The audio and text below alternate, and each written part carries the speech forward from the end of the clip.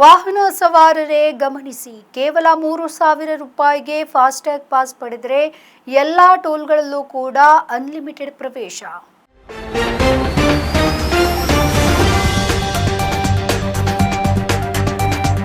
ರಾಷ್ಟ್ರೀಯ ಹೆದ್ದಾರಿಗಳು ಹಾಗೆ ಎಕ್ಸ್‌ಪ್ರೆಸ್ ವೇಗಳಲ್ಲಿ ಟೋಲ್ ಪ್ಲಾಜಾಗಳಿಗೆ ಸಂಬಂಧಿಸಿದ ಸಮಸ್ಯೆಗಳನ್ನು ಪರಿಹರಿಸಲು ಸರ್ಕಾರ ಹೊಸ ಟೋಲ್ ನೀತಿಯನ್ನು ರೂಪಿಸಿದ್ದು, ಇದನ್ನು ಶೀಘ್ರದಲ್ಲೇ ಜಾರಿಗೆ ತರಲಾಗುವುದು.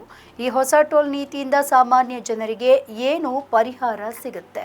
ಹೊಸ ಟೋಲ್ ನೀತಿಯು ಟೋಲ್ ಶುಲ್ಕವನ್ನು ಸುಮಾರು 50ರಷ್ಟು ವಿನಾಯಿತಿ ನೀಡಲಿದ್ದು, ಜನರು ವಾರ್ಷಿಕವಾಗಿ 3,000 ರೂಪಾಯಿ ಪಾಸ್ ಪಡೆಯುವ ಸೌಲಭ್ಯವನ್ನು ಪಡೆಯಲಿದ್ದಾರೆ.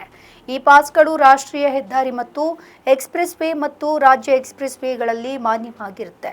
ಇದಕ್ಕಾಗಿ ಪ್ರತ್ಯೇಕ ಪಾಸ್ ತೆಗೆದುಕೊಳ್ಳುವ ಅಗತ್ಯ ಇಲ್ಲ. ಆದರೆ ಶುಲ್ಕವನ್ನು ಫಾಸ್ಟ್ಯಾಗ್ ಖಾತೆಯ ಮೂಲಕ ಮಾತ್ರ ಪಾವತಿಸಬಹುದು. ಹೊಸ ನೀತಿಯಲ್ಲಿ ನಿಗದಿತ ಸಮಯದ ಒಳಗಾಗಿ ಟೋಲ್ ಪ್ಲಾಜಾಗಳನ್ನು ತೆಗೆದುಹಾಕಲು ನಿರ್ಧರಿಸಲಾಗಿದೆ. ಸರ್ಕಾರದ ಹೊಸ ನೀತಿಯ ಅಡಿಯಲ್ಲಿ 3,000 ರೂಪಾಯಿ ನಿಯಮವನ್ನು ಜಾರಿಗೆ ತಂದರೆ ಪ್ರತಿ ತಿಂಗಳು ಒಂದು ನಗರದಿಂದ ಮತ್ತೊಂದು ನಗರಕ್ಕೆ ಪ್ರಯಾಣಿಸಲು ರಾಷ್ಟ್ರೀಯ ಹೆದ್ದಾರಿಗಳು ಹಾಗೆ ಎಕ್ಸ್‌ಪ್ರೆಸ್ ವೇಗಳನ್ನು ಬಳಸುವ ಜನರಿಗೆ ಇದರ ದೊಡ್ಡ ಪ್ರಯೋಜನವಾಗಲಿಕ್ಕಿದೆ. ಟೋಲ್ ಪ್ಲಾಜಾಗಳಲ್ಲಿ ಪದೇ ಪದೇ ತೆರಿಗೆಯನ್ನು ಪಾವತಿಸೋದ್ರಿಂದ ಕನಿಷ್ಠ ಬ್ಯಾಲೆನ್ಸ್ ಅನ್ನು ಕಾಯ್ದುಕೊಳ್ಳುವುದರಿಂದ ಪರಿಹಾರವನ್ನು ಪಡೆಯಬಹುದಾಗಿದೆ.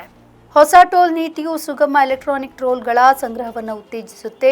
ಮಾಧ್ಯಮಗಳ ವರದಿಯ ಪ್ರಕಾರ ಇದಕ್ಕೆ ಸಂಬಂಧಿಸಿದ 3 ಪೈಲಟ್ ಯೋಜನೆಗಳು ಉತ್ತಮ ಫಲಿತಾಂಶವನ್ನು ನೀಡಿದೆ.